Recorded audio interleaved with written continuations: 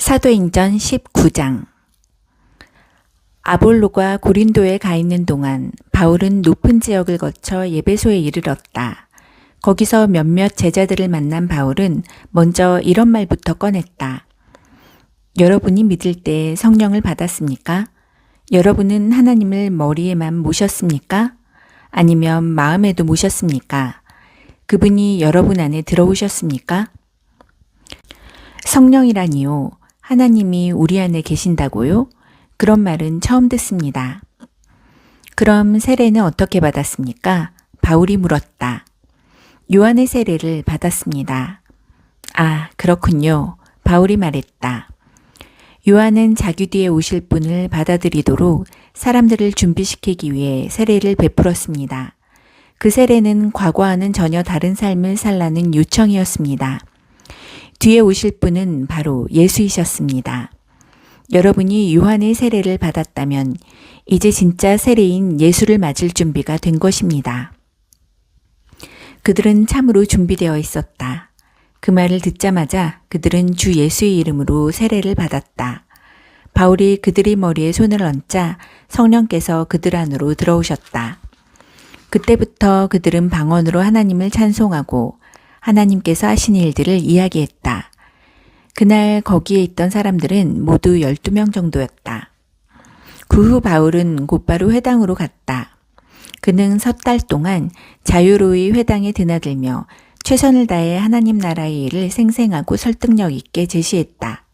그러나 그때 그들 가운데 일부가 그리스도인의 생활 방식에 대해 악한 소문을 퍼뜨리는 바람에 회중 사이에 저항이 생기기 시작했다. 바울은 제자들을 데리고 그곳을 떠나 두란노 학교를 열고 날마다 거기서 강론했다. 그는 2년 동안 그 일을 하면서 아시아에 있는 모든 사람, 유대인뿐 아니라 그리스 사람들까지 주의 메시지를 들을 수 있도록 충분한 기회를 주었다.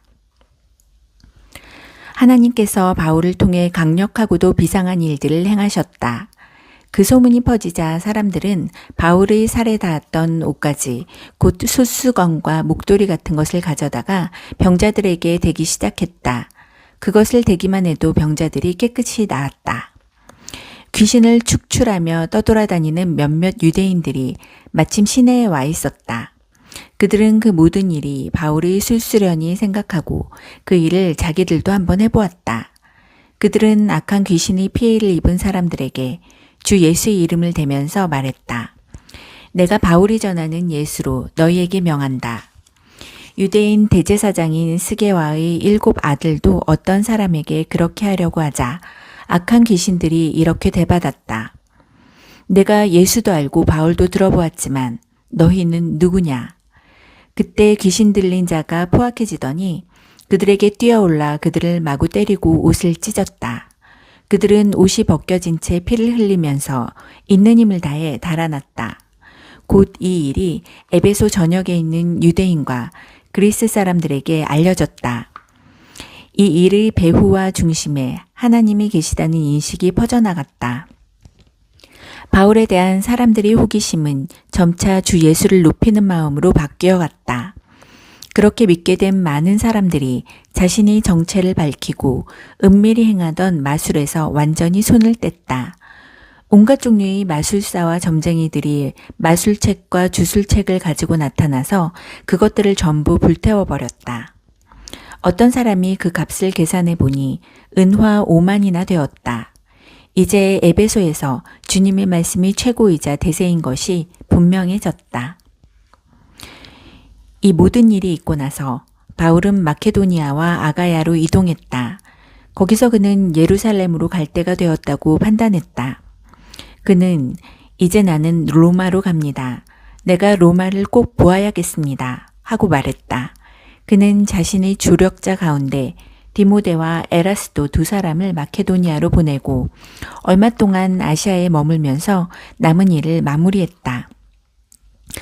그러나 그가 떠나기 전에 이 돌을 두고 큰 소동이 벌어졌다. 데메드리오라 하는 은세공인이 아데미 여신이 신당을 제작하는 일을 했는데 사업이 번창하여 많은 장인을 두고 있었다. 그는 자신이 고용한 사람들과 그 외에 비슷한 일로 고용된 사람들을 모아놓고 말했다. 여러분도 잘 알다시피 우리는 이 사업으로 그럭저럭 먹고 살고 있습니다. 그런데 바울이라는 자가 끼어들어 손으로 만든 신 따위는 없다고 사람들에게 말하고 다녀 우리 일을 망치고 있습니다. 여기 에베소에서만 아니라 아시아 전역에서 많은 사람들이 그를 따르고 있습니다. 우리 사업만 무너질 위험에 처한 것이 아닙니다. 아데미의 영광스러운 명성도 흔적 없이 허물어질 지경입니다. 그렇게 되면 저 유명한 아데미 여신의 신전도 틀림없이 잔해더미가 되고 말 것입니다. 온 세상이 우리 아데미를 숭배하고 있으니 이것은 단순히 한 지역만의 문제가 아닙니다. 그 말에 사람들이 격분했다. 그들은 거리로 뛰쳐나가면서 에베소 사람들이 위대한 아데미여, 에베소 사람들이 위대한 아데미여 하고 소리쳤다. 그들은 온 도시에 소동을 일으키며 경기장으로 우르르 몰려갔다. 가는 길에 바울의 동료 가운데 가이오와 아리스다고 두 사람도 잡아갔다. 바울도 경기장 안으로 들어가려고 했으나 제자들이 말렸다. 바울과 친분이 있던 그 도시 유력한 종교 지도자들도 같은 생각이었다. 절대로 저 폭도 곁에 가까이 가서는 안 됩니다. 사람들이 저마다 이렇게 저렇게 소리치고 있었다. 그들 대부분은 지금 무슨 일이 벌어지고 있는지, 자기가 왜 거기 있는지도 모르고 있었다. 유대인들이 상황을 통제해 보려고 알렉산더를 앞으로 밀자 여러 파당들이 그를 자기네 편으로 끌어들이려고 아우성이었다. 그러나 그는 그들을 무시하고 엄숙한 손짓으로 폭도를 조용히 시켰다. 하지만 그가 입을 여는 순간에 유대인이라는 사실이 밝혀지자 그들은 소리를 질러 그의 말을 막아버렸다. 에베소 사람들이 위대한 아데미여, 에베소 사람들이 위대한 아데미여. 그들은 2시간이 넘도록 계속 소리쳤다. 마침내 에베소시의 서기가 폭도를 진정시키고 말했다. 시민 여러분, 우리 사랑하는 도시 에베소가 영광스러운 아데미와 하늘에서 직접 떨어진 신성한 석상을 지키는 도시인 것을 모르는 사람이 어디 있습니까? 이것은 부인할 수 없는 사실이니 여러분은 자중하십시오. 이런 행동은 아데미에게 어울리지 않는 행동입니다. 여러분이 여기로 끌고 온 이 사람들은 우리 신전이나 우리 여신에게 해를 끼친 것이 하나도 없습니다. 그러니 데메드리오와 장인조합은 민원이 있거든 법정에 가서 원하는 대로 고발하면 됩니다. 그 밖에 고충이 있거든 정기 시민회의에 상정해서 해결하도록 하십시오. 오늘 벌어진 일은 변명의 여지가 없습니다. 여러분은 지금 우리 도시를 심각한 위험에 빠뜨리고 있습니다. 로마가 폭도를 곱게 보지 않는다는 사실을 잊지 마십시오. 그렇게 말하고 그는 사람들을 집으로 돌려보냈다. 사도행전 20장.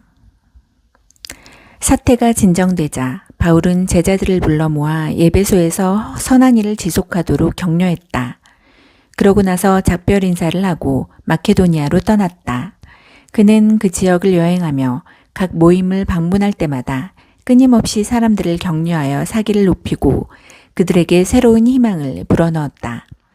그 후에 바울은 그리스로 가서 석 달을 머물렀다. 그가 배를 타고 시리아로 떠나려는데 유대인들이 그를 해치려는 음모를 꾸몄다. 그래서 그는 다시 마케도니아를 지나는 육로로 길을 바꾸어 그들을 따돌렸다. 그 여정을 함께한 동료들은 베로야 출신 브로야드 소바더, 데살로니가 사람 아리스다고와 세군도, 더베 출신 가이오, 디모데, 그리고 서아시아 출신의 두 사람 두기고와 드로비모였다. 그들이 먼저 가서 드로아에서 우리를 기다렸다. 한편 우리는 6월절 주간을 빌립보에서 보낸 뒤에 배를 타고 떠났다. 우리는 닷새 만에 다시 드로아에 가서 한 주를 머물렀다. 일요일에 우리는 모여서 예배를 드리고 주님의 만찬을 기념했다. 바울은 회중에게 강론했다. 우리는 다음날 아침 일찍 떠날 예정이었으나 바울의 이야기가 밤늦게까지 길게 이어졌다. 우리가 모인 곳은 불을 환하게 밝힌 다락방이었다. 유두고라는 청년이 창을 열고 걸터 앉아 있었다. 바울의 이야기가 계속되자 깊은 잠이 들었던 유두고가 3층 창문 밖으로 떨어졌다. 사람들이 일으켜보니 그가 죽어 있었다. 바울이 내려가서 그 위에 엎드려 그를 꼭 끌어안고 말했다. 그만두시오. 그에게 아직 생명이 있습니다. 그 후에 바울이 일어나서 주의 만찬을 베풀었다. 그는 새벽까지 믿음 이야기를 계속해서 전했다. 그런 분위기 속에서 사람들이 떠났다. 바울과 회중은 각자의 길을 갔다. 다시 살아난 유두고를 데리고 가면서 그들은 모두 생명으로 충만했다. 한편 남은 우리는 먼저 배를 타고 앗소로 향했다. 거기서 우리는 바울을 태울 계획이었다. 바울이 앗소까지 걸어가기를 원해서 미리 일정을 맞추어 둔 것이다. 일은 계획대로 되어 우리는 앗소에서 그를 만나 배에 태우고 미둘레네로 향했다. 이튿날 우리는 기호 맞은편에 들렀다가 다음날 사모를 거쳐 밀레도에 이르렀다. 바울은 아시아에서 시간을 지체하지 않으려고 에베소를 지나치기로 했다. 그는 오순절에 맞춰 예루살렘에 도착하려고 서둘렀다. 바울이 밀레도에서 에베소로 사람을 보내 회중의 지도자들을 불렀다. 그들이 도착하자 바울이 말했다. 여러분도 알다시피 나는 아시아에 도착한 첫날부터 전적으로 여러분과 함께 지냈습니다. 어떤 상황에서도 목숨을 걸고 주님을 섬겼고 나를 죽이려는 유대인들이 끝없는 계략을 참아냈습니다. 나는 어떤 경우에도 인색하게 굴거나 입속을 챙기지 않았고 여러분의 삶에 변화를 가져다 줄 진리와 격려의 말을 여러분에게 아낌없이 주었습니다. 나는 여러분을 사람들 앞에서나 여러분이 집에서 가르치면서 유대인에게나 그리스 사람에게나 똑같이 하나님 앞에서 삶을 근본적으로 고치고 우리 주 예수를 철저히 신뢰하도록 당부했습니다. 그러나 지금 내 앞에는 또 하나의 긴급한 일이 있습니다. 예루살렘으로 가야 한다는 부담입니다. 거기에 가면 무슨 일이 벌어질지 나는 전혀 모릅니다. 쉽지 않을 것이 분명합니다. 내 앞에 고난과 토옥이 있을 것을 성령께서 거듭해서 분명히 말씀해 주셨습니다. 그러나 그것이 나에게는 별로 중요하지 않습니다. 나에게 가장 중요한 것은 하나님께서 시작하신 일을 마치는 것입니다. 주 예수께서 내게 맡기신 사명, 곧 믿을 수 없을 만큼 후히 베푸시는 하나님의 자비를 내가 만나는 모든 사람에게 알리는 것입니다. 오늘은 작별의 날입니다. 여러분은 나를 다시는 보지 못할 것입니다. 나도 여러분을 다시는 보지 못할 것입니다. 나는 오랫동안 여러분 사이를 오가며 이제 막이 오른 하나님 나라를 선포했습니다. 나는 여러분을 위해 최선을 다했습니다. 내 모든 것을 여러분에게 주었으며 여러분을 향한 하나님의 뜻을 하나도 남김없이 전했습니다. 이제 모든 것이 여러분에게 달려 있습니다. 여러분 자신을 위해서나 양떼인 회중을 위해서나 긴장을 늦추지 마십시오. 성령께서 이 하나님의 사람들을 여러분에게 맡기셔서 교회를 지키고 보호하게 하셨습니다. 하나님께서 친히 이들을 위해 죽을 가치가 있다고 여기셨습니다. 내가 떠나자마자 흉악한 이리들이 나타나서 이 양들을 맹렬히 공격하리라는 것을 압니다. 여러분이 무리 중에서 나온 자들이 제자들을 유혹하여 예수 대신에 자기들을 따르게 하려고 왜곡된 이야기를 할 것입니다. 그러니 늘 깨어 경계하십시오. 지난 3년 동안 내가 여러분과 함께 끝까지 포기하지 않고 견디면서 여러분 한 사람 한 사람에게 내 마음을 쏟았던 것을 잊지 마십시오. 이제 나는 여러분을 놀라우신 우리 하나님께 맡겨드립니다. 하나님이 은혜로운 말씀이 여러분을 그분이 원하시는 모습으로 만드실 수 있고 이 거룩한 형제들이 이 공동체에서 여러분에게 필요한 것을 다 공급해 주실 수 있습니다. 여러분이 잘 알다시피 나는 재물이나 유행에는 관심이 없습니다. 나는 내 자신과 또 나와 함께 일하는 사람들이 기본적인 필요를 맨손으로 해결했습니다. 무슨 일을 하든지 약한 사람들 편에서 일하고 그들을 이용하지 않아야 한다는 것을 여러분에게 본으로 보였습니다. 받는 것보다 주는 것이 훨씬 행복하다고 하신 우리 주님의 말씀을 늘 기억한다면 여러분은 이 부분에서 잘못되지 않을 것입니다. 말을 마치고 나서 바울은 무릎을 꿇고 기도했다. 그들도 다 무릎을 꿇었다. 하염없이 눈물이 흘렀다. 그들은 바울을 꼭 붙들고서 그를 보내려고 하지 않았다. 그들은 이제 다시는 그를 보지 못할 것을 알았다. 그렇게 되리라고 바울이 아주 분명히 말했기 때문이다. 마음이 몹시 아팠으나 마침내 그들은 용기를 내어 그를 배까지 배웅했다. 사도행전 21장. 눈물 어린 작별을 뒤로하고 우리는 길을 떠났다. 우리는 곧장 고스로 가서 이튿날 로도에 이르렀고 그 다음에 바다라에 도착했다. 거기서 페니키아로 직항하는 배를 찾아 그 배를 타고 출발했다. 시리아로 항로를 잡고 가는 동안에 왼쪽으로 키프로스가 시야에 들어왔다가 곧 사라졌다. 마침내 우리는 두로항에 정박했다. 짐을 내리는 동안 우리는 현지에 있는 제자들을 찾아가 그들과 함께 일회를 지냈다.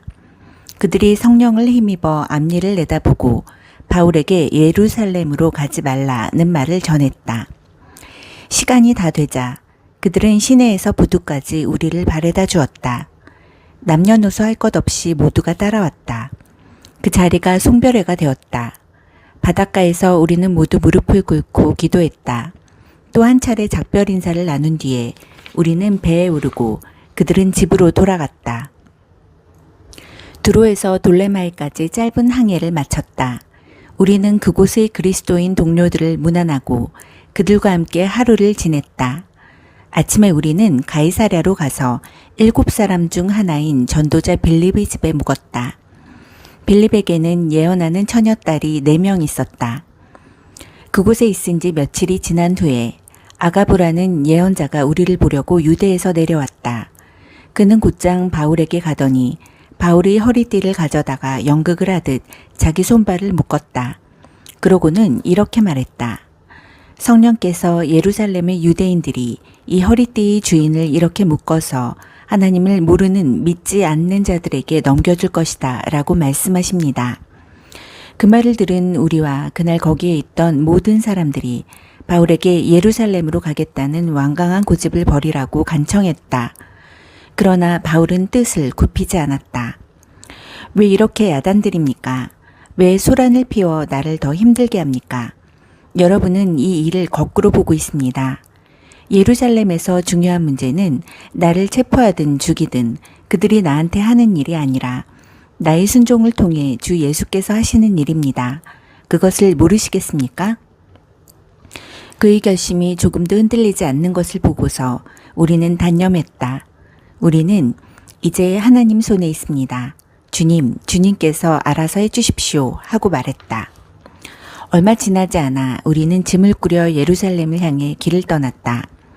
가이사랴에서 온 제자들 몇 사람이 우리와 함께 가서 우리를 나손의 집에 데려다 주었다. 그는 우리를 따뜻하게 맞아주었다.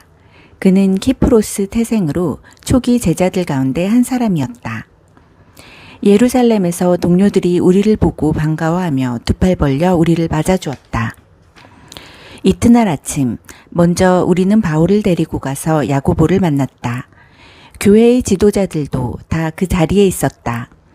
안부와 몇 마디 인사말을 나눈 뒤에 바울은 그동안 하나님께서 자신의 사역을 통해 이방인들 가운데 행하신 일을 하나하나 자세히 이야기해 주었다. 그들은 이야기를 듣고 기뻐하며 하나님께 영광을 돌렸다. 그들도 들려줄 이야기가 있었다. 그동안 여기에 무슨 일이 있었는지 보십시오. 하나님을 경외하는 유대인 수만 명이 예수를 믿게 되었습니다. 그러나 그들이 모세의 율법을 지키는데 어느 때보다 열심이다 보니 문제도 있습니다.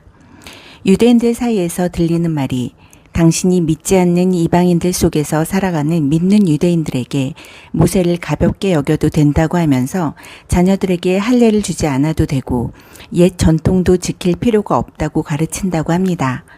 그러나 그것은 그들이 전혀 받아들일 수 없는 일입니다. 당신이 시내에 들어온 것을 그들이 알면 어찌 될지 걱정입니다. 곤란한 일이 생길 것입니다. 그러니 이렇게 합시다. 우리 일행 가운데 정결 예식을 하기로 서원했으나 돈이 없어 행하지 못한 4사람이 있습니다. 당신이 그들의 서원에 참여해서 그들의 비용을 대주십시오. 그러면 당신에 대해 떠도는 소문이 사실무근이며 당신이 모세의 율법을 철저히 존중한다는 것이 모든 사람 앞에 분명해질 것입니다.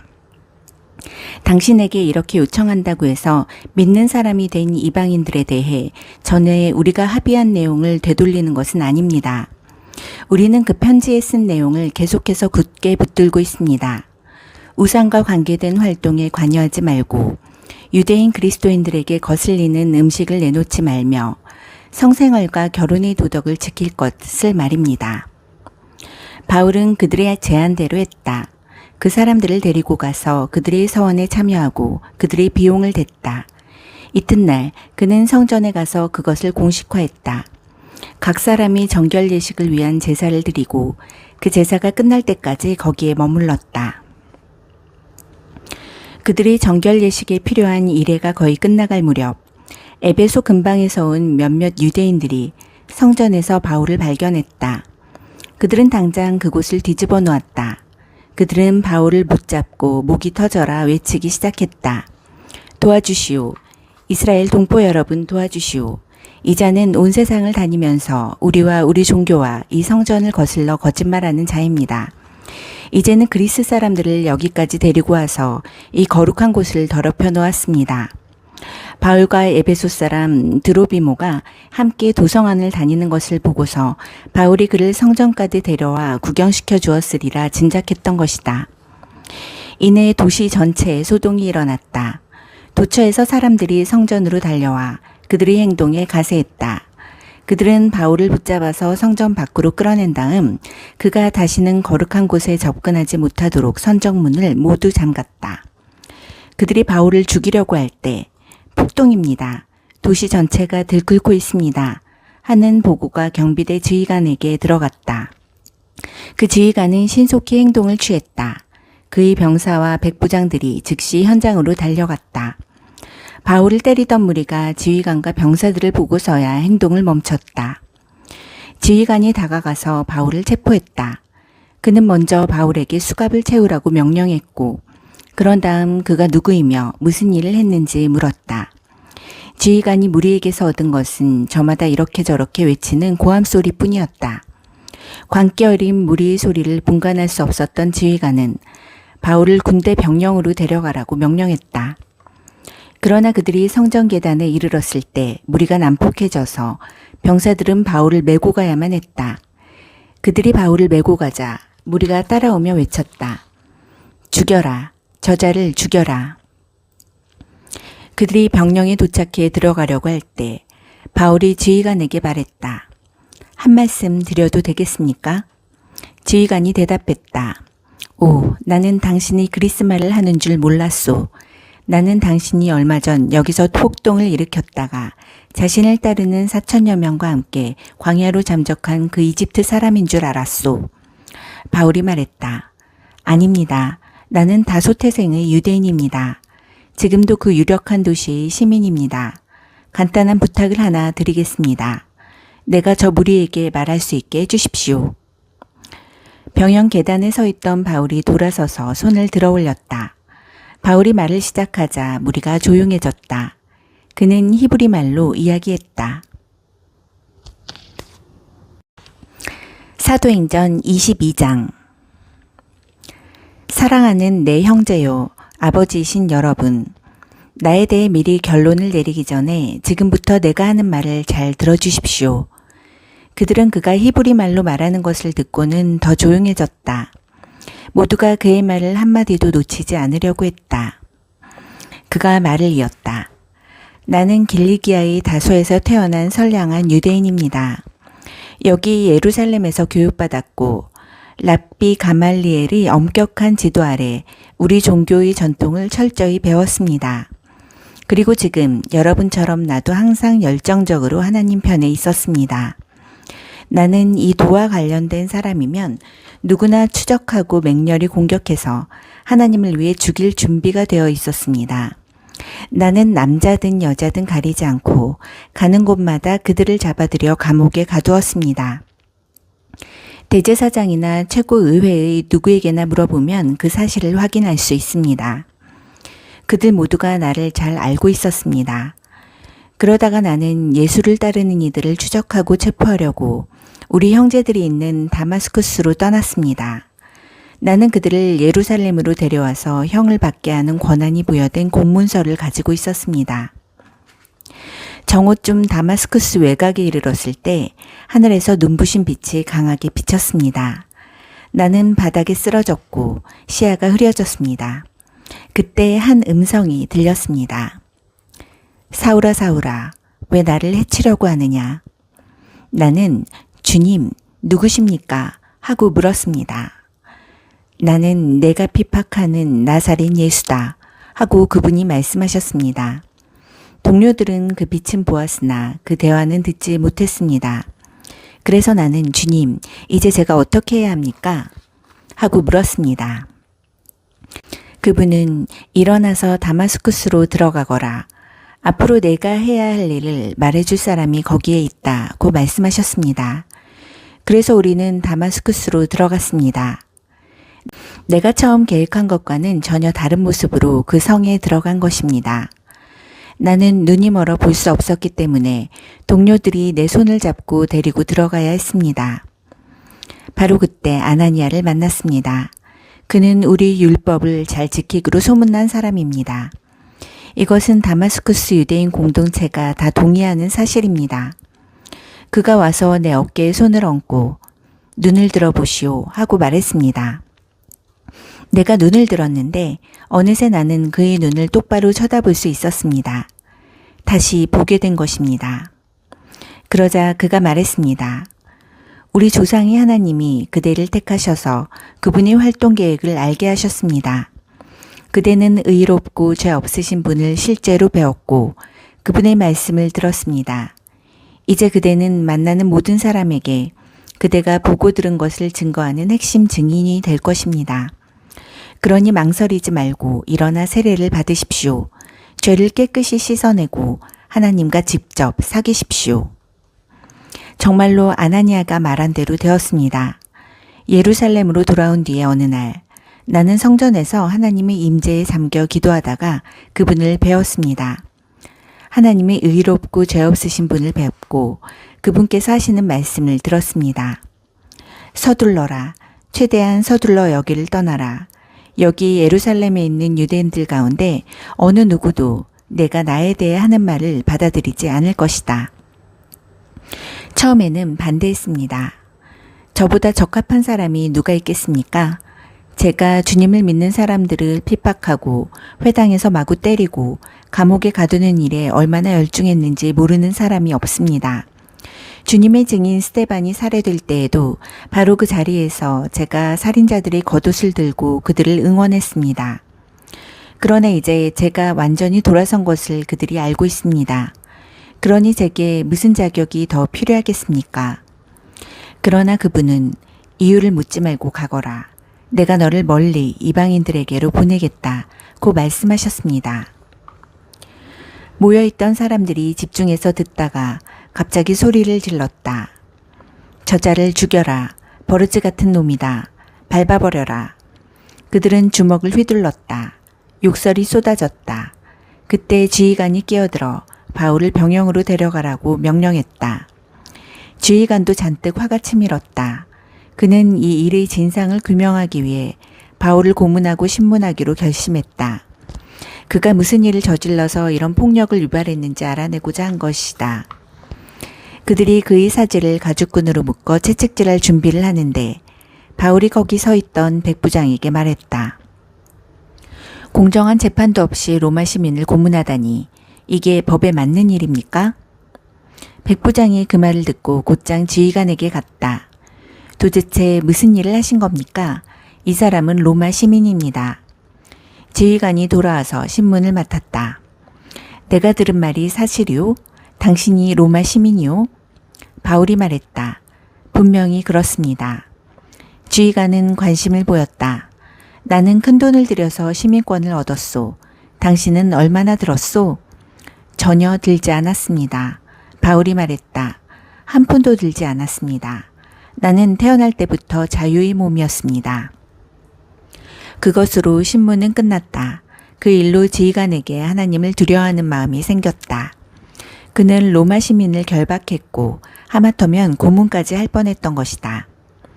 이튿날 지휘관은 문제의 원인을 규명하고 유대인들의 고발에 배후가 있는지 확실히 알아보기로 작정했다. 그는 바울의 결박을 풀어주고 명령을 내려 대제사장들과 최고의회를 소집했다. 그들의 생각을 알아보기 위해서였다. 바울은 안내를 받아 그들 앞에 섰다. 사도행전 23장. 바울은 침착하게 의회 의원들을 둘러본 다음 자신의 견해를 밝혔다. 친구 여러분, 나는 지금 이 순간까지 평생을 하나님 앞에서 깨끗한 양심으로 살아왔습니다. 그 말에 대제사장 아나니아가 격분했다. 그는 옆에 있던 사람들에게 바울의 뺨을 때리라고 명령했다. 그러자 바울이 응수했다. 하나님께서 당신을 치실 것이오. 이 위선자여. 율법대로 나를 심판한다고 거기 앉아 있으면서 율법을 어기고 나를 치라고 명하는 것입니까? 측근들이 괘씸하게 생각했다. 어떻게 내가 하나님의 대제사장께 함부로 말하느냐. 바울이 놀란 듯이 행동했다. 그가 대제사장인 줄 내가 어찌할 수 있었겠습니까? 그는 대제사장답게 처신하지 않았습니다. 여러분 말이 맞습니다. 성경에도 백성의 통치자를 욕하지 말라고 했습니다.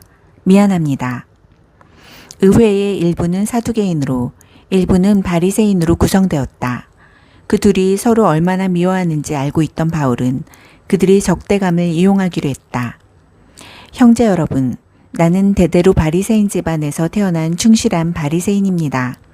내가 이 법정에 끌려온 것도 바리새인으로서의 내 신념인 죽은 사람들이 소망과 부활을 믿었기 때문입니다.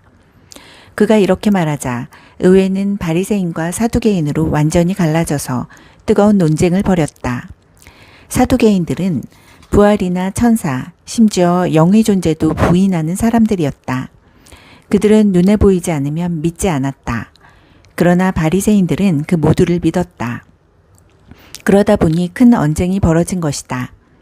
그때 바리새인 쪽의 종교학자 몇 사람이 언성을 높이면서 반대편 사두개인들의 말문을 막았다. 우리는 이 사람에게서 아무 잘못도 찾지 못하겠소. 만일 어떤 영이나 천사가 이 사람에게 말한 것이라면 어찌하겠소? 행여 우리가 하나님을 대적해 싸우는 것이라면 어찌할 셈이오.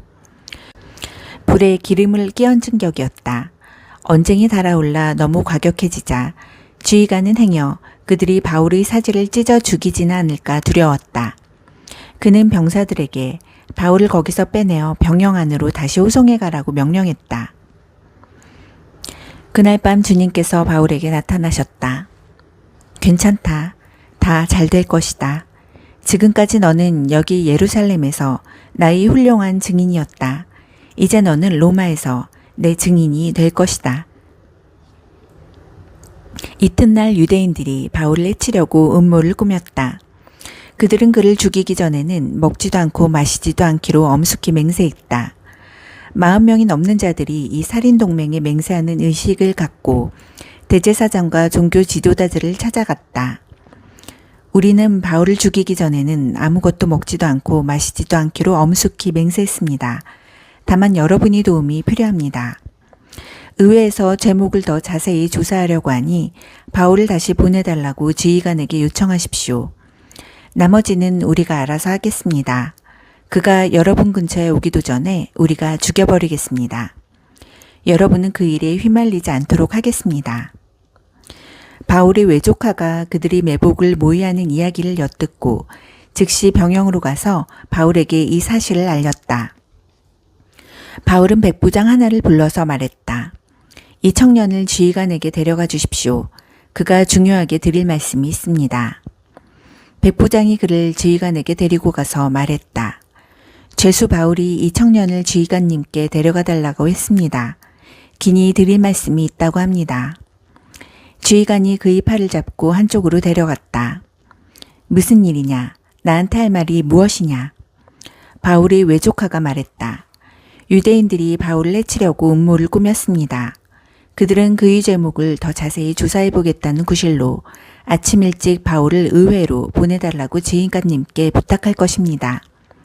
하지만 그것은 바울을 당신의 보호에서 빼돌려 살해하려는 속임수입니다. 지금 40명도 넘는 사람들이 숨어서 바울을 기다리고 있습니다. 그들은 바울을 죽이기 전에는 먹지도 않고 마시지도 않기로 맹세했습니다. 그들은 이미 매복을 끝내고 이제 지휘관님께서 그를 보내기만 기다리고 있습니다. 지휘관은 이 일을 아무한테도 입 밖에 내지 마라 하고 주의를 주어 그를 돌려보냈다. 지휘관은 백부장 둘을 불렀다. 가이사랴로 떠날 병사 200명을 준비시켜라.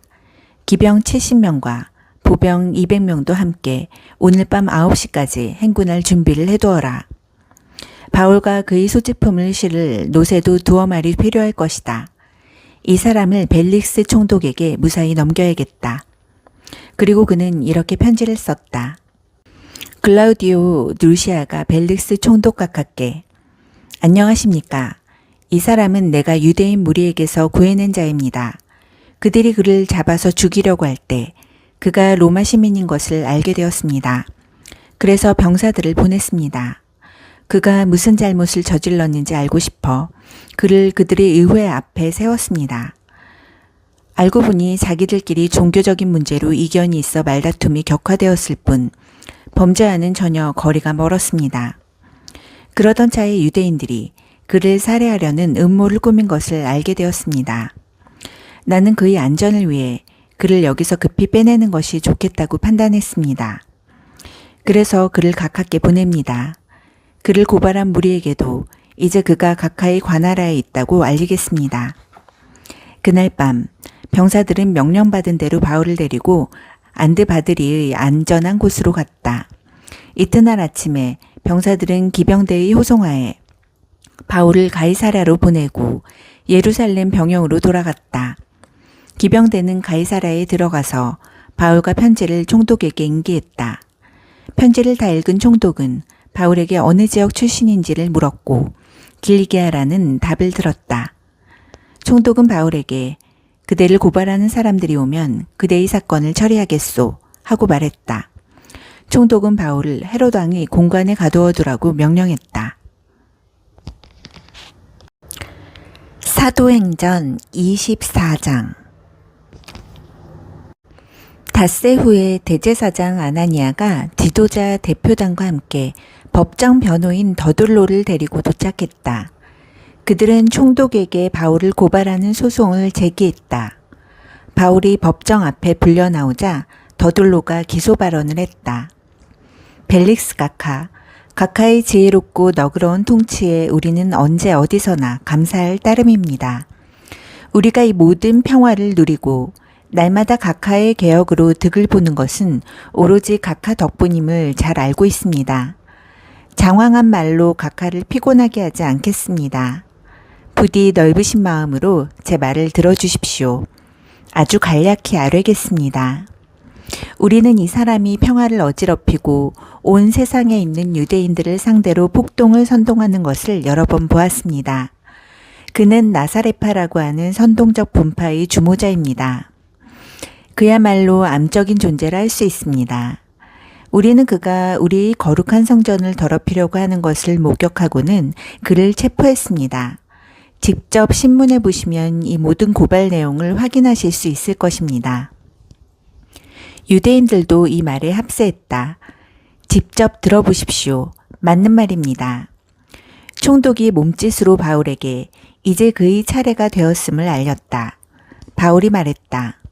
총독 각하, 지난 여러 해 동안 총독께서 얼마나 공정하게 우리를 재판하셨는지 압니다. 그래서 나는 총독님 앞에서 나 자신을 변호하게 된 것을 다행으로 여깁니다. 나는 본국에 돌아온 지 겨우 12이틀 되었습니다. 날짜 관계는 쉽게 확인하실 수 있습니다. 나는 오순절에 예루살렘에서 예배를 드리기 위해 일부러 왔고 도착한 이후로는 줄곧 내 일에만 충실했습니다. 내가 성전에서 논쟁을 벌이거나 거리에서 무리를 선동하는 것을 보았다고 말할 수 있는 사람은 아무도 없습니다. 저들의 고발 내용 중에 증거나 증인으로 입증할 수 있는 것은 단 하나도 없습니다. 그러나 내가 이것 하나는 기꺼이 인정합니다. 저들이 막다른 길이라고 비방하는 이 도에 유념하여 나는 우리 조상이 섬기고 예배한 바로 그 하나님을 섬기고 예배하며 우리 성경에 기록된 것을 전부 받아들입니다. 또한 나는 하나님께서 선한 사람이든 악한 사람이든 죽은 사람들을 다시 살리실 것이라고 소망하고 기대하며 살고 있다는 것도 인정합니다. 만일 이것이 죄가 된다면 나를 고발한 사람들도 나 못지않게 유죄입니다. 나는 모든 일에 하나님과 내 이웃들 앞에 깨끗한 양심을 지키려고 최선을 다해왔습니다. 나는 여러 해 동안 본국을 떠났다가 이제 돌아왔습니다. 떠나 있는 동안에 나는 가난한 사람들을 위한 헌금을 모아서 성전 예물과 함께 가지고 왔습니다. 바로 그 예물을 드리면서 성전에서 조용히 기도하고 있는 나를 저들이 본 것입니다. 모여든 무리도 없었고 소란도 없었습니다. 에베소 근방에서 온 몇몇 유대인들이 이 모든 소동을 일으켰습니다. 그런데 보시다시피 그들은 오늘 이 자리에 없습니다. 그들은 겁쟁이입니다. 너무 겁이 나서 총독님 앞에서 나를 고발하지 못하는 것입니다. 그러니 내가 무슨 죄를 짓다가 잡혔는지 여기 이 사람들에게 물어보십시오. 말재주가 뛰어난 더들로 뒤에 숨지 말라고 하십시오. 저들이 나에 대해 내세울 수 있는 것은 내가 의회에서 외친 내가 이 법정에 끌려온 것은 내가 부활을 믿기 때문입니다. 라는 이 한 문장뿐입니다. 총독께서는 이 말이 형사사건의 근거가 된다고 보십니까? 벨릭스는 주저했다. 그는 보기보다 이 도에 대해 훨씬 많이 알고 있어서 바로 그 자리에서 사건을 종결지을 수도 있었다. 그러나 정치적으로 가장 좋은 수가 무엇인지 확신하지 못해 시간을 끌었다. 지휘관 루시아가 오면 그대의 사건을 결정짓겠소. 그는 백부장에게 바울을 수감하라고 명령하면서 한편으로 바울에게 어느 정도 출입의 자유를 허락해 동료들이 그를 돌보는 것을 막지 않았다. 며칠 후에 벨릭스와 그의 유대인 아내 드루실라가 바울을 불러다가 예수 그리스도를 믿는 삶에 대해 이야기를 들었다. 바울이 하나님과 그분의 사람들과의 바른 관계, 도덕적으로 훈련된 삶, 다가올 심판을 계속 강조하자 벨릭스는 마음이 너무 조여오는 것 같아 불편해서 그를 내보냈다. 오늘은 됐소. 시간이 있을 때 다시 부르겠소.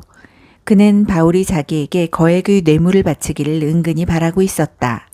그 후에도 이런 대화가 자주 되풀이되었다. 그렇게 2년이 지난 후에 벨릭스 후임으로 보르기오 베스도가 그 자리에 부임했다. 벨릭스는 유대인들의 환심을 사려고 정의를 무시한 채 바울을 감옥에 내버려 두었다. 사도행전 25장. 베스도가 총독의 임무를 수행하기 위해 가이사랴에 도착하고 나서 사흘 후에 예루살렘으로 올라갔다. 대제사장과 고위 지도자들이 바울에 대한 복수심을 다시 새롭게 다졌다. 그들은 호의를 베풀어 달라고 베스도에게 요청했다. 그들의 고발에 응해 바울을 예루살렘으로 보내달라고 한 것이다. 물론 거짓말이었다. 그들은 예전의 음모를 제기하여 길에 매복해 있다가 그를 죽일 참이었다.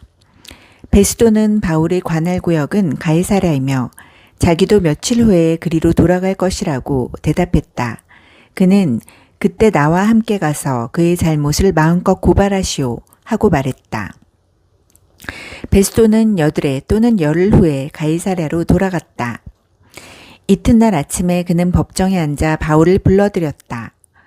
바울이 들어서는 순간 예루살렘에서 내려온 유대인들이 그에게 달려들어 온갖 과격한 고발을 퍼부었다.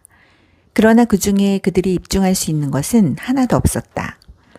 이어서 바울이 증언대에 서서 간단히 말했다. 나는 유대인이 종교나 성전이나 황제에게 아무것도 잘못한 것이 없습니다. 그뿐입니다.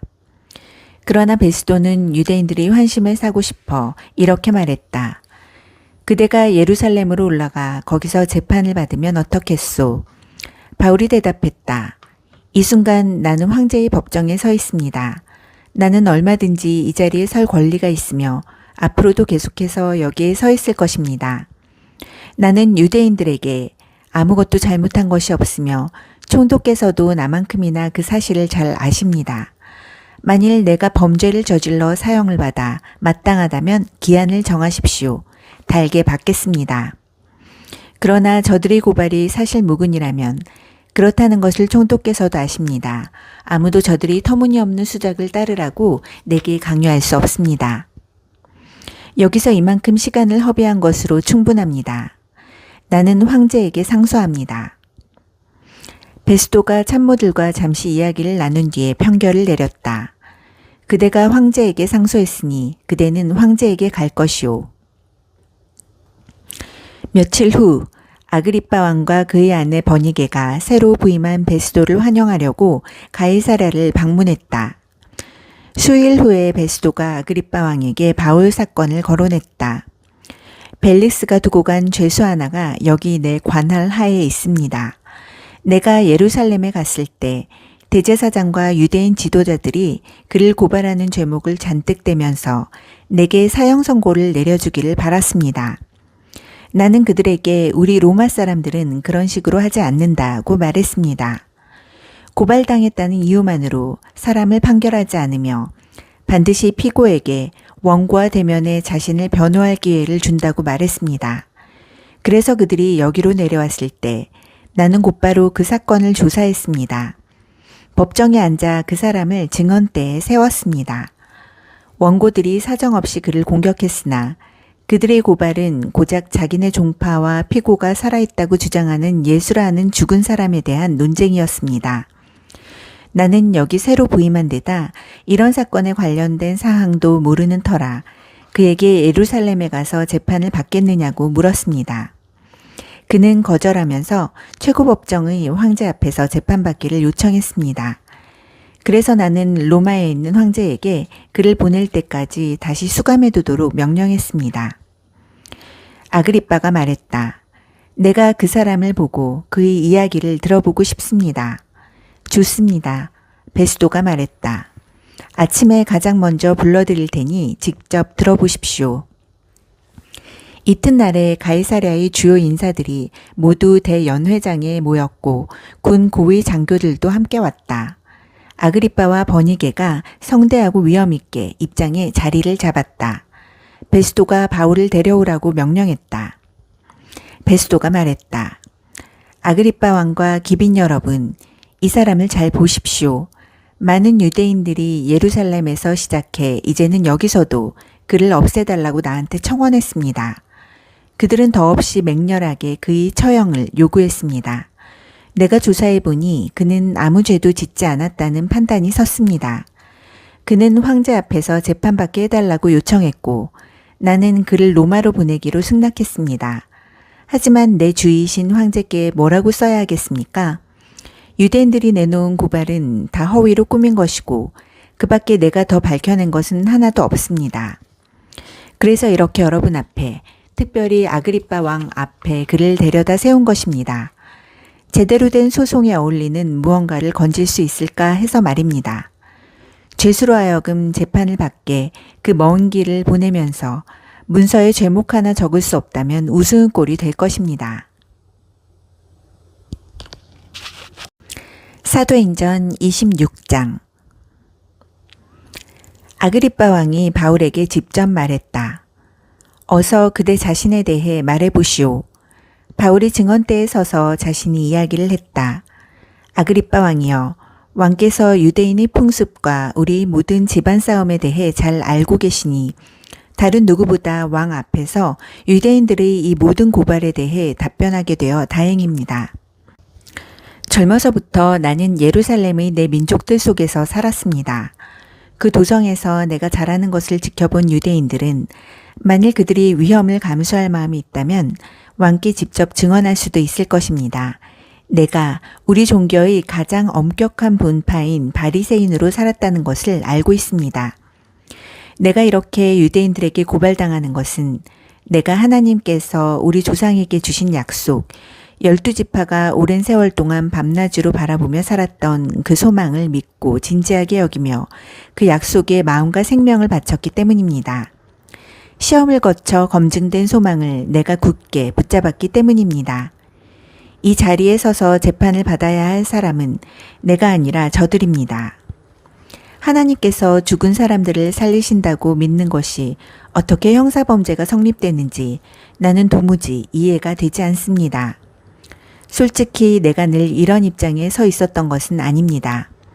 한동안 나는 있는 힘껏 나사렛 예수를 대적하는 것이 내 본분인 줄 알았습니다. 나는 대제사장들의 정권을 등에 업고 도처에서 믿는 이들을 예루살렘 감옥에 쳐넣었습니다. 나는 그들이 하나님의 백성인 줄 전혀 몰랐습니다. 기회가 올 때마다 그들을 처형하는 데 찬성표를 던졌습니다. 나는 그들의 회당을 짓밟고 들어가서 그들을 협박하고 예수를 저주하게 했습니다. 나는 그 사람들을 소탕하는 일에 사로잡힌 폭군이었습니다. 그러다가 나는 예루살렘 바깥에 있는 여러 도시에서도 그 일을 시작했습니다. 그날도 여느 때처럼 내 활동을 공인해주는 대제사장들이 문서를 가지고 다마스쿠스로 가고 있는데 한낮의 하늘에서 햇빛보다 더 밝은 눈부신 빛이 나와 내 동료들에게 쏟아져 내렸습니다. 오, 왕이여, 그렇게 화날 수가 없었습니다.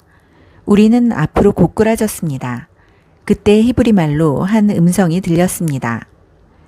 사울아, 사울아, 왜 나를 해치려고 하느냐? 무슨 고집으로 순리를 거스르는 것이냐?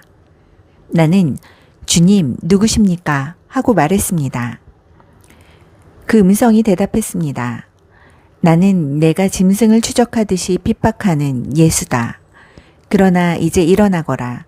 내가 네게 맡길 일이 있다. 너는 오늘 일어난 일과 내가 앞으로 너에게 보여줄 일의 종과 증인이 될 것이다. 그 일을 위해 내가 너를 선택했다.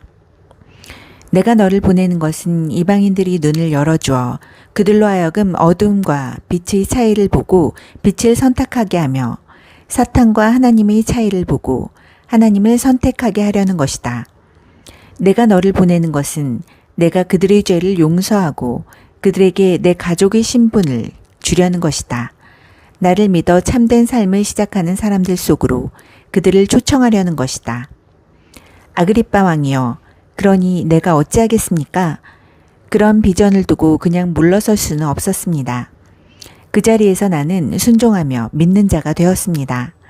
나는 이 삶의 변화, 하나님께 전적으로 돌아서는 것과 그것이 매일의 삶에서 갖는 의미를 그곳 다마스쿠스에서 전하기 시작했습니다. 예루살렘과 인근 지역으로 거기서 다시 온 세상으로 나아갔습니다.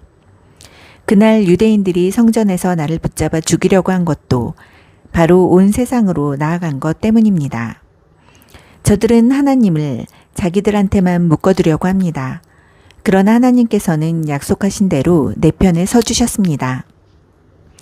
내가 지금 이 자리에 서서 하는 말은 왕이나 어린아이나 할 것 없이 누구든지 드리려고 하는 사람에게 내가 들려준 이야기입니다.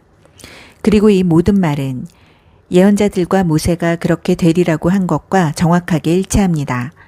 그것은 첫째로 메시아가 반드시 죽어야 하며, 둘째로 그분이 죽은 자들 가운데서 살아나셔서 하나님을 모르는 사람들과 하나님을 경외하는 사람들 모두에게 하나님의 빛을 비추는 첫 번째 빛이 되리라는 것입니다.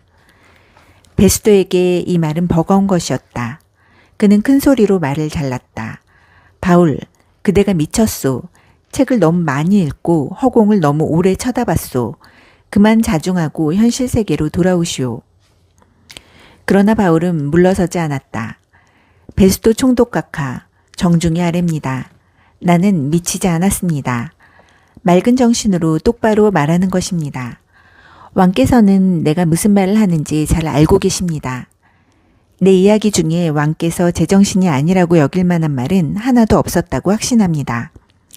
왕은 오래전부터 이 일을 다 알고 계셨습니다. 이 일은 아무도 모르게 벌어진 일이 아닙니다. 아그리빠 왕이여, 예언자들을 믿으시지 않습니까? 대답하지 않으셔도 믿으시는 줄 내가 압니다. 그러자 아그리빠 왕이 대답했다. 이대로 더 가다가는 내가 나를 그리스도인으로 만들겠구나. 바울이 결박된 채 말했다. 그것이 내가 기도하는 바입니다. 지금이나 나중이나 왕뿐 아니라 오늘 여기서 이야기를 듣고 있는 여러분 모두가 나처럼 되기를 바랍니다. 이렇게 결박된 것만 빼고 말입니다.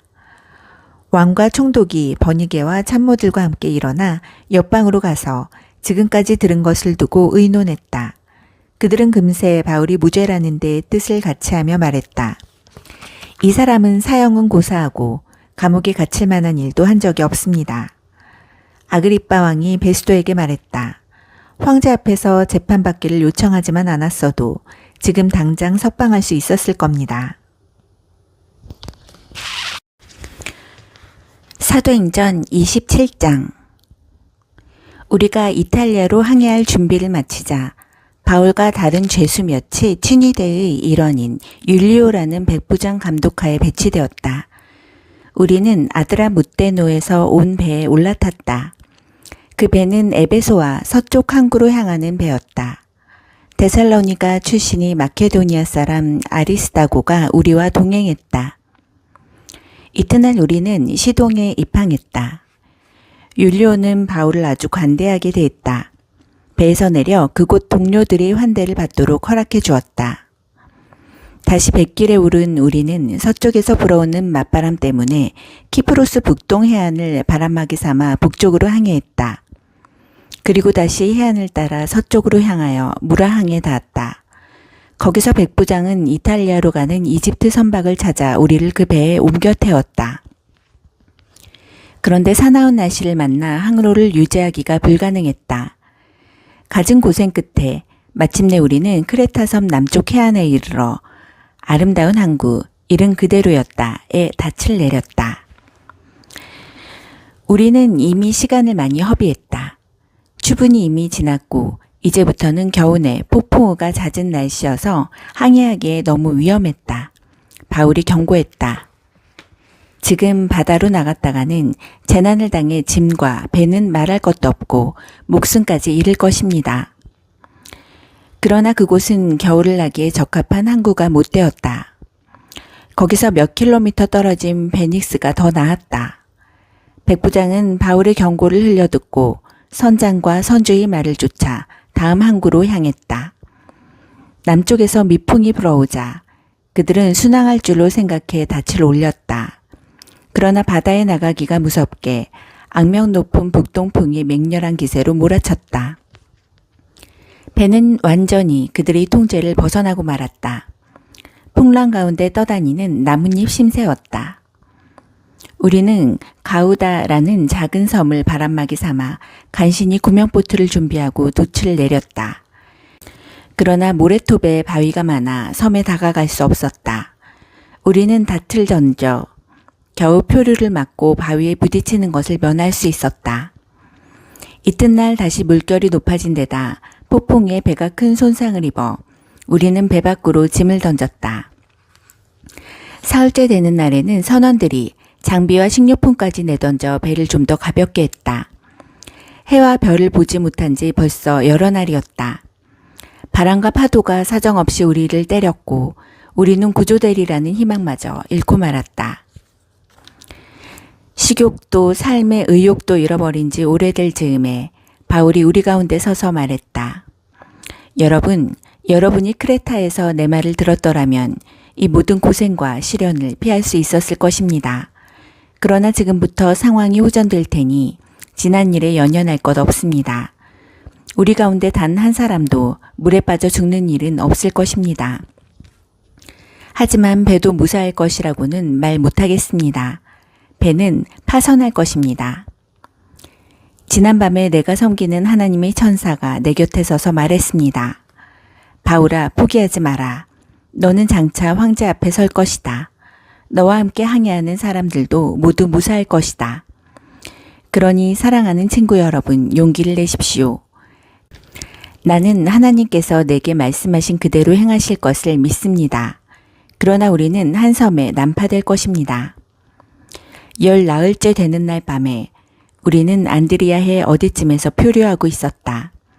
자정 무렵에 선원들은 배가 육지 가까이로 다가가고 있음을 직감했다.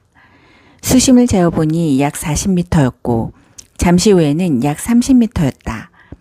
그들은 배가 자초될까 두려워 닻을 4개 내리고 어서 햇빛이 나기를 빌었다. 선원들 가운데 몇 사람이 배에서 탈출하려고 했다. 그들은 뱃머리에서 닻을 더 내리는 척하면서 구명보트를 내렸다. 바울이 그들의 속셈을 꿰뚫어 보고는 백부장과 병사들에게 말했다. 이 선원들이 배에 남아있지 않으면 우리는 다 빠져 죽을 것입니다. 그러자 병사들이 구명보트의 줄을 끊어 그냥 떠내려가게 했다. 동틀 무렵 바울이 사람들을 모두 불러 모아 아침 식사를 권했다. 우리가 음식 없이 지낸 지 벌써 10나흘이 되었습니다. 아무도 음식 생각이 없었습니다. 하지만 이제 뭘 좀 먹어야 합니다. 기력이 있어야 구조도 되지 않겠습니까? 여러분은 상처 하나 입지 않고 여기서 벗어날 것입니다. 그는 빵을 떼어 하나님께 감사하고 모두에게 돌렸다. 다들 실컷 먹었다. 모두 276명이었다. 사람들이 다 배부르게 먹고 남은 곡식은 바다에 버려 배를 가볍게 했다. 날이 밝았으나 아무도 그 땅이 어디인지 알아보지 못했다. 그때 근사한 해안이 펼쳐진 만이 눈에 들어왔다. 그들은 해안가에 배를 대기로 하고 닷줄을 자르고 키를 풀고 돛을 올리고 순풍을 받아 해안으로 향했다. 그러나 뜻대로 되지 않았다. 아직도 해안가로부터 꽤 먼데 배가 암초와 충돌해 부서지기 시작했다. 병사들은 죄수들이 헤엄쳐 탈출하지 못하도록 그들을 죽일 작정이었다. 그러나 백부장이 바울을 구하기 위해 병사들을 막았다. 그는 누구든지 헤엄칠 줄 아는 사람은 물속으로 뛰어들어 헤엄쳐가고 나머지 사람들은 나무 조각을 붙잡으라고 명령했다. 다들 무사히 해안에 닿았다. 사도행전 28장. 인원을 점검해 보니 모두가 무사했다. 우리가 있는 곳이 몰타섬이라는 것을 알았다. 그곳 원주민들이 우리에게 특별히 친절을 베풀어 주었다. 비가 오고 날이 추워서 우리가 흠뻑 젖자 그들은 큰 불을 피우고 그 주위에 우리를 모이게 했다. 바울도 힘껏 거들기 시작했다. 그가 나뭇가지 한 다발을 모아다가 불에 넣자 불 때문에 깨어난 독사가 그의 손을 물고 놓지 않았다. 원주민들은 바울의 손에 매달린 뱀을 보고 그가 살인자여서 응분의 벌을 받는 것이라고 단정했다. 바울은 손을 털어 뱀을 불 속에 떨어버렸다. 그는 물리기 전과 다름없이 멀쩡했다. 그들은 그가 급사할 것으로 예상했다가 그런 일이 일어나지 않자 이번에는 그가 신이라고 단정했다. 그 섬의 지역 주장은 보블리오였다. 그는 우리를 손님으로 자기 집에 맞아들여서 몸도 녹이고 사흘 동안 편히 묵게 해주었다. 마침 보블리오의 아버지가 고열과 이질로 알아누워 있었다. 바울이 노인의 방에 들어가서 안수하고 기도하자 그의 병이 나았다. 그가 나았다는 소식이 순식간에 퍼졌고 이내 그 섬의 병든 자들이 와서 고침을 받았다. 우리는 몰타에서 3달 동안을 아주 잘 지냈다. 그들은 우리를 극진히 대접해 주었다. 모든 쓸 것을 채워주고 남은 여정에 필요한 장비까지 챙겨주었다. 그곳 항구에서 겨울을 난 이집트 선박이 이탈리아로 떠날 준비가 되어 우리도 그 배에 올랐다. 그 배의 머리에는 쌍둥이 자리, 곧 천상의 쌍둥이가 조각되어 있었다. 배는 수라구사에 사흘 동안 정박해 있다가 해안을 따라 레기온으로 올라갔다. 이틀 후에 우리는 남풍을 힘입어 나폴리만에 입항했다. 거기서 우리는 그리스도인 동료들을 만나 일주일 동안 함께 지냈다. 그 후에 우리는 로마로 갔다. 로마의 동료들이 우리가 온다는 소식을 듣고 마중을 나왔다. 그 가운데 한 무리는 아피온 광장까지 나왔고 다른 무리는 새 막사라는 곳에서 우리를 맞았다. 짐작하듯이 그것은 감정을 주체할 수 없는 만남이었다. 바울은 찬양이 흘러넘쳐 감사의 기도로 우리를 인도했다. 우리가 로마에 들어가자 그들은 바울이 그를 지키는 병사와 함께 개인 숙소에서 생활하게 해주었다. 사흘 후에 바울은 유대인 지도자들을 불러 모아 자기 집에서 모임을 가졌다. 그가 말했다. 예루살렘의 유대인들이 혐의를 날조해 나를 체포했고 나는 로마 사람들이 손에 수감되었습니다. 분명히 말하지만 나는 유대인이 율법이나 관습에 어긋나게 행동한 것이 전혀 없습니다. 로마 사람들은 혐의 내용을 조사해 사실 무근인 것이 밝혀지자 나를 풀어주려고 했습니다. 그러나 유대인들이 맹렬히 반대해서 나는 어쩔 수 없이 황제에게 상소했습니다. 내가 그렇게 한 것은 그들의 잘못을 고발하거나 로마를 상대로 우리 민족을 곤란에 빠뜨리려는 것이 아닙니다. 그런 문제라면 우리는 이미 겪을 만큼 겪었습니다. 나는 이스라엘을 위해 그렇게 했습니다. 오늘 내가 여러분에게 이 말을 들려주는 것은 내가 이스라엘의 적이 아니라 이스라엘 편임을 분명히 하려는 것입니다. 내가 여기 잡혀온 것은 멸망이 아니라 소망을 위해서입니다. 그들이 말했다. 우리는 아무한테서도 당신에 대해 경계하는 편지를 받지 못했습니다. 여기에 와서 당신을 나쁘게 말한 사람도 없었습니다. 다만 우리는 당신의 생각을 더 들어보고 싶습니다. 그리스도인이라는 이 분파에 대해 우리가 아는 것이라고는 이 분파를 좋게 말하는 사람이 아무도 없다는 것뿐입니다. 그들은 시간을 정했다. 그날이 되자 그들이 많은 친구들과 함께 바울의 집에 다시 모였다. 바울은 아침부터 저녁까지 온종일 그들에게 하나님 나라에 관한 모든 것을 설명했다. 그리고 모세와 예언자들이 예수에 대해 기록한 것을 짚어가며 그들 모두를 힘써 설득했다. 그들 가운데 어떤 이들은 그의 말에 설득되었으나 다른 이들은 한마디도 믿으려 하지 않았다. 믿지 않는 이들이 서로 시비를 걸며 말다툼을 시작하자 바울이 끼어들었다. 여러분에게 한 말씀만 더 드리겠습니다. 성령께서 예언자 이사야를 통해 우리 조상에게 말씀하실 때 그분은 이것을 분명히 알고 계셨습니다. 이 백성에게 가서 이렇게 말하여라. 너희가 귀로 듣겠으나 한마디도 듣지 못할 것이요. 눈으로 보겠으나 하나도 보지 못할 것이다. 이 사람들은 머리가 꽉 막혔다. 그들은 듣지 않으려고 손가락으로 귀를 틀어막는다. 보지 않으려고 나와 얼굴을 맞대어 내 치료를 받지 않으려고 두 눈을 질끈 감는다. 여러분에게는 이미 기회가 있었습니다. 다음은 이방인들 차례입니다. 내가 장담합니다. 그들은 두 팔 벌려 받아들일 것입니다. 2년 동안 바울은 셋집에서 살았다. 그는 찾아오는 사람 누구나 맞아들였다. 바울은 긴박한 마음으로 하나님 나라의 일을 모두 전하고 예수 그리스도에 관해 모든 것을 설명했다. 그의 집 문은 항상 열려 있었다.